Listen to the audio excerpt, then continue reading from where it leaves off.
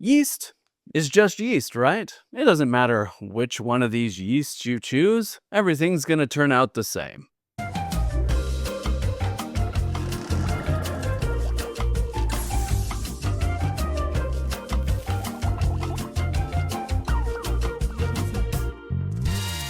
Yeast is one of the most important ingredients in your homebrew. Do not let anyone out there tell you that Red Star Premier Classique and D47 and American West Coast Ale Yeast BRY 97 somehow are all going to produce the same quality product. So don't worry about it. Just use whatever you've got on hand, right? You, my friend, are a homebrewer focused on quality. And quality means selecting the right tools for the job. The wrong yeast can take your recipe and turn it into something that you don't really love. But the right yeast can make that same brew exceptional. You can have the same wort or the same must and use two different yeasts and get two very different results. And beyond that, yeast are specialized. You wouldn't use a wine yeast to make a beer, would you? Or would you? Over the next few minutes, we're going to walk you through 10 considerations to make when choosing the right yeast for your brew. Number 1, start with style. What are you making? You making a beer?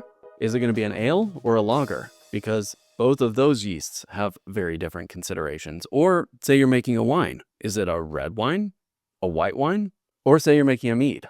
Does your mead have malt? Or does it have fruit? Either of those things might change what yeast you want to pick. Or maybe you're making a beer and you want to use a Belgian Abbey yeast, but you'd also like to make it a sour by co-pitching Cerevisier. So if you just heard all that and you realize that there might be a bigger world of yeast out there than grabbing whatever you've got on the shelf at home, these next 9 considerations are going to be super helpful.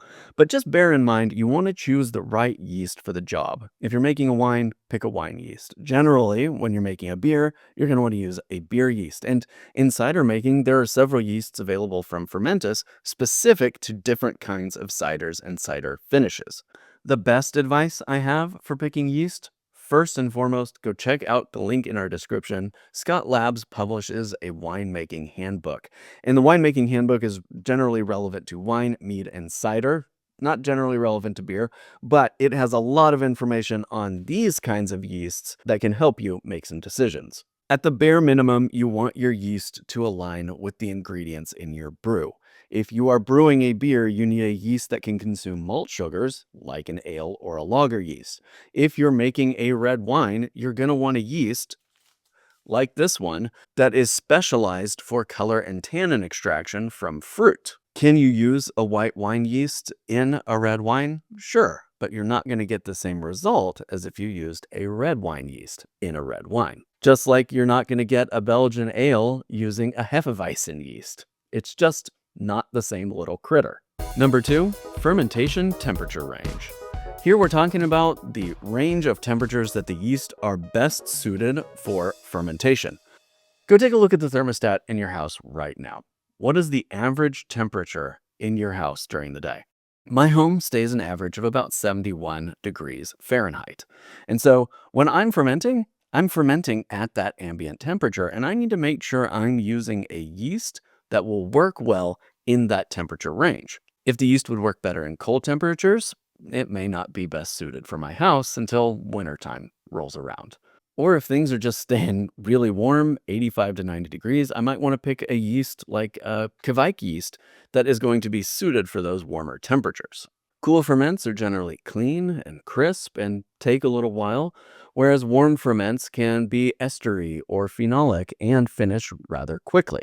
If you've got a fermentation chamber like a wine fridge that you can set to kind of any temperature range, then you're really set up well for experimenting with a wide range of yeasts. You're not limited to just warm yeasts or cold yeasts. But like me, if you're generally fermenting in an open room or in a dark closet somewhere, you want to make sure you pick a yeast that works for that environment.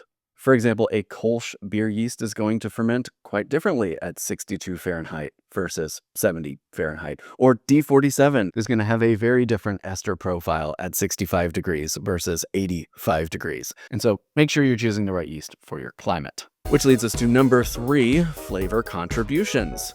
Different yeasts do different things. Some are clean fermenters, some are very flavorful fermenters, and some contribute to mouthfeel, which we'll get to in a little bit. The flavors that yeast generate are called esters and phenolics. Esters are usually fruity or floral, whereas phenolics are usually spicy. Think clove. And you want to make sure that you are not choosing the wrong yeast for the job. Say you're making a clean and crisp American pale ale. It's probably best not to use a Saison yeast that is going to give it spicy notes or a Hefeweizen yeast that's going to make it taste like bananas. Just changing the yeast in that beer is going to make it a totally different beer than you're expecting. And as I mentioned, yeast can contribute to mouthfeel. Some generate more glycerol than others, and that can be kind of a hard thing to find out about a yeast. But glycerol, or glycerin, is a compound that the yeast generates that leads to a smoother, sometimes creamy, but definitely a sweeter mouthfeel.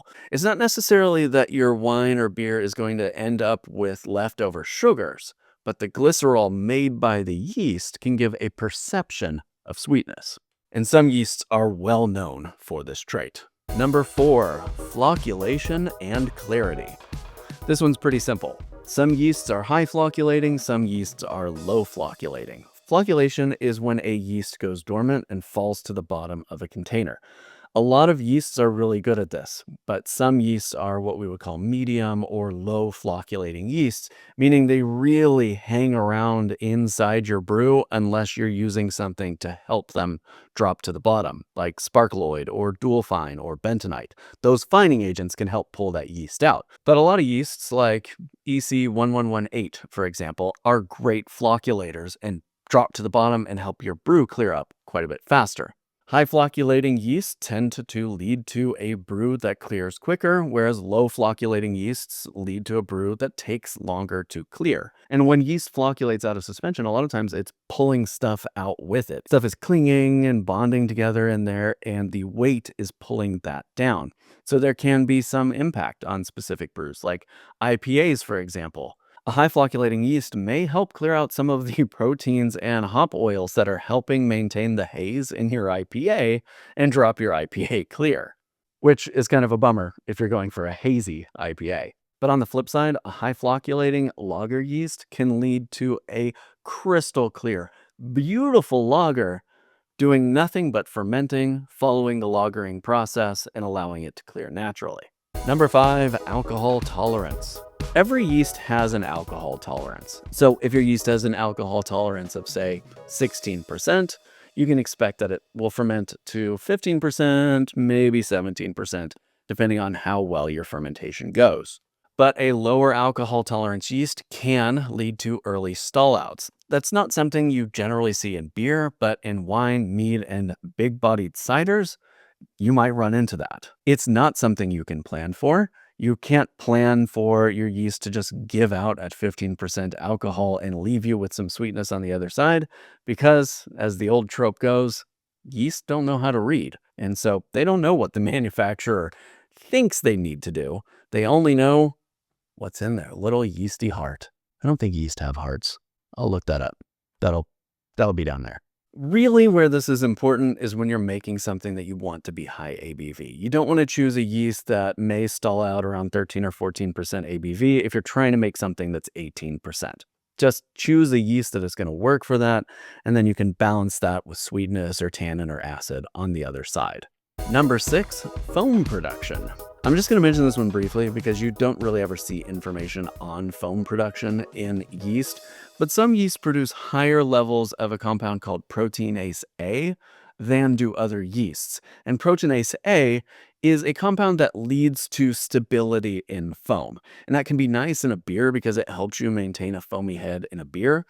But during fermentation of, say, a really fruit-heavy mead, you may not want a lot of foam pushing up against the top of your bucket and blowing out through your airlock. High foaming yeasts are not generally a big concern amongst a lot of people. It's usually only concern when you've got limited headspace in your fermentation vessel, and generally it can be mitigated by using a blow-off tube instead of using an airlock. But it is an important consideration, and there are yeasts like EC1118 that are well known for being low foaming yeasts.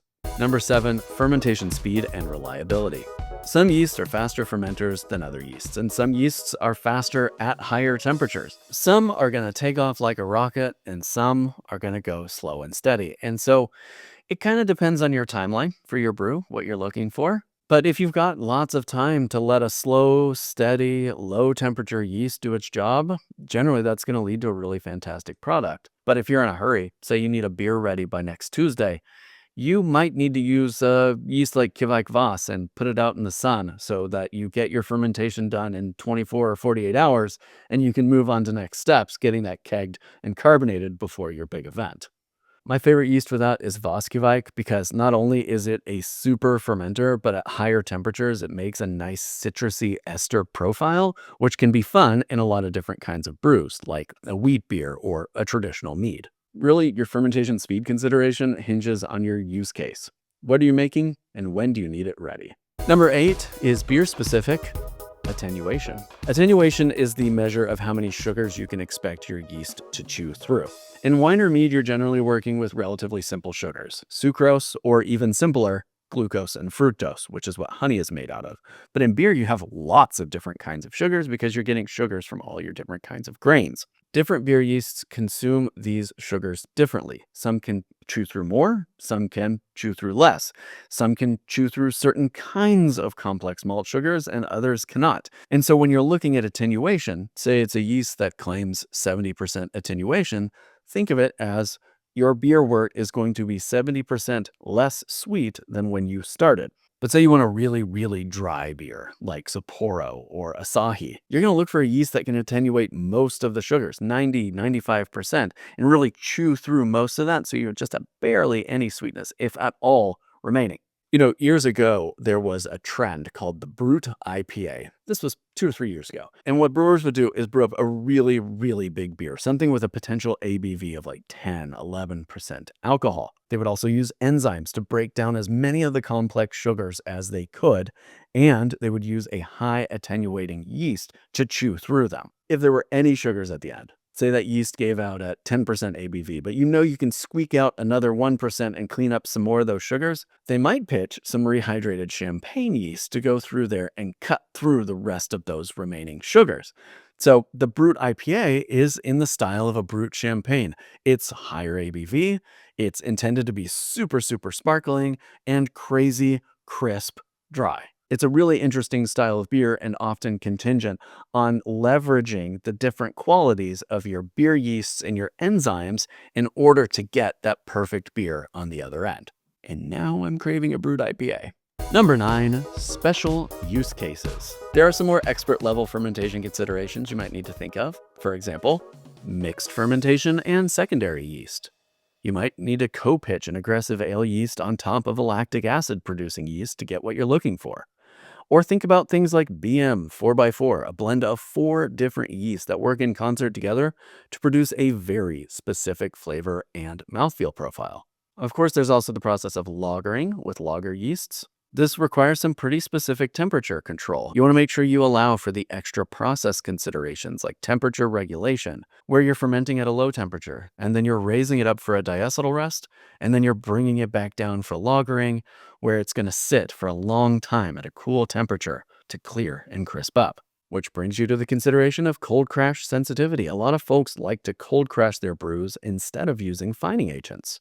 So you may be looking for yeasts that are exceptional when it comes to cold crashing and flocculating out of suspension. And of course, cold crashing sensitivity often aligns with high flocculating yeast. Number 10, always do some research.